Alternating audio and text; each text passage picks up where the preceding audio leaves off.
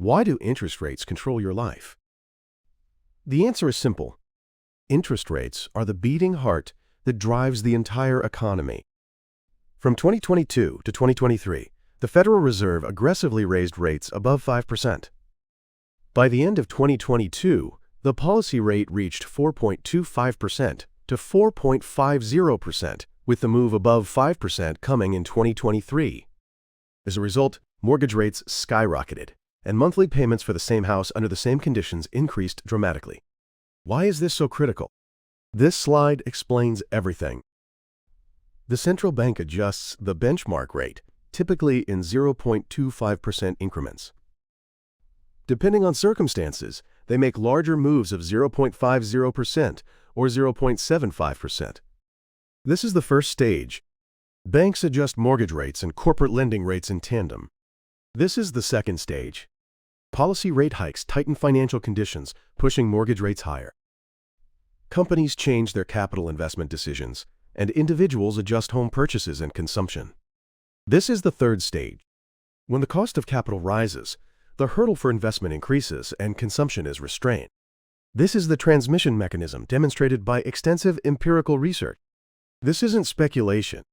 This is the reality central banks face. And this is understandable. The numbers tell the story. Follow the chain and you'll see it. Now you can understand the mechanism of interest rates. Today, let me show you the data. The impact of interest rates on the housing market appears immediately. In the United States, 30-year fixed mortgage rates surged in 2022. Monthly payments for the same house under the same conditions increased substantially. As a result, existing home sales in the U.S. dropped roughly 19% in 2023. But here's where an unexpected phenomenon occurs. While prices face downward pressure, inventory shortages from seller reluctance keep prices elevated. This is the lock-in effect. Existing homeowners with low-rate mortgages find it difficult to sell. Rising rates cool demand, but supply constraints delay price adjustments. For businesses, interest rates are the benchmark for investment decisions. When borrowing costs rise, the hurdle rate for return on investment increases. Previously, a project with an 8% return was attractive. But with borrowing costs at 7%, considering the risks, it's no longer worthwhile. The result is a wave of investment plan revisions, particularly in rate-sensitive sectors like tech. New hiring is also restrained. Companies shift from expansion strategies to defensive strategies. They prioritize cash flow and avoid risk. The magnitude of impact varies by company financial condition and industry, but the direction is clear. Personal consumption is also controlled by interest rates. U.S. credit card average rates reached historic highs in the 21% to 22% range in early 2024. Minimum monthly payments increase and disposable income decreases. Auto loan rates also rise, and major purchases are postponed. Consumer confidence indices decline, and savings rates increase due to future uncertainty. In the United States, personal consumption is the largest GDP component, accounting for roughly 70%. When consumption decreases, economic growth is pushed down. This is the mechanism by which interest rates suppress inflation. First stage. When interest rates rise, borrowing costs increase. Corporate and personal fundraising decreases. Second stage. Investment decreases, and consumption is restrained. Aggregate demand declines. Third stage. When demand decreases, producers, pricing power weakens. The inflation rate slows. However, the effects don't appear fully and immediately. They spread gradually from housing and durable goods with time lags. This is the most powerful weapon central banks wield. But that weapon has side effects. From 1979 to 1980, Paul Volcker made a historic decision. Inflation had reached a peak of roughly 14.8%. Under Volcker's monetary policy framework changes, rates skyrocketed, with the Fed funds rate climbing near 20% at one point. This rate hike crushed inflation. By 1983, inflation had fallen to 3.2%. But the price was severe. Unemployment rose to 10.8% in 1982. Manufacturing employment lost over 2 million jobs. A deep recession struck America.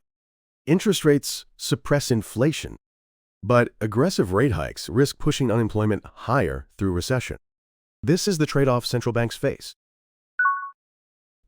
The reason interest rates control the economy lies in three channels.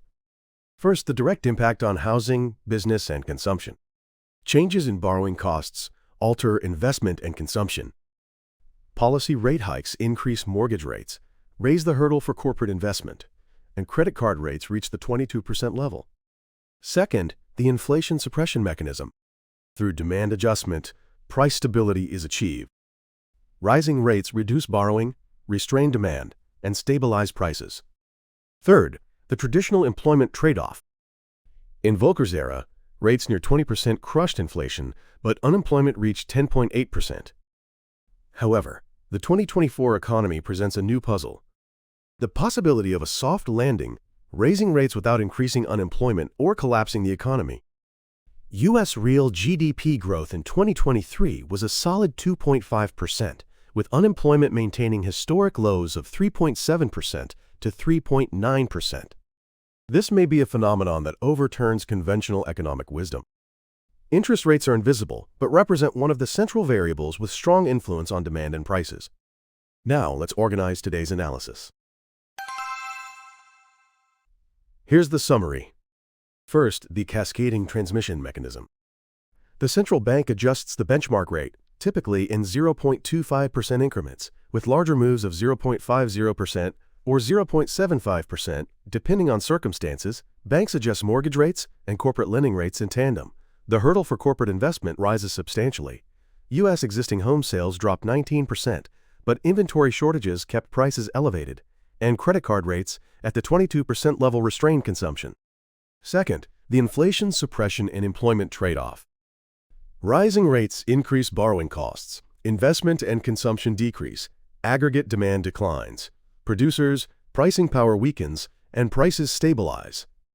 From 1979 to 1980, Volcker raised rates near 20% under monetary policy framework changes, reducing inflation from a peak of 14.8% to 3.2%, but unemployment reached 10.8%, and manufacturing lost over 2 million jobs, a severe price to pay. Third, a new phenomenon. The 2024 economy shows the possibility of a soft landing, where rates rise without increasing unemployment or collapsing the economy. Real GDP growth in 2023 was a solid 2.5%, with unemployment maintaining historic lows of 3.7% to 3.9%. Furthermore, recent discussions point to the possibility that we've entered a new era of persistently higher rates. If you were a central bank governor, which would you choose, inflation or unemployment? And why is the 2024 economy breaking the traditional rules? Let me know your thoughts in the comments. Thanks for joining me on this analysis. On this channel, we analyze global events from economic and geopolitical perspectives.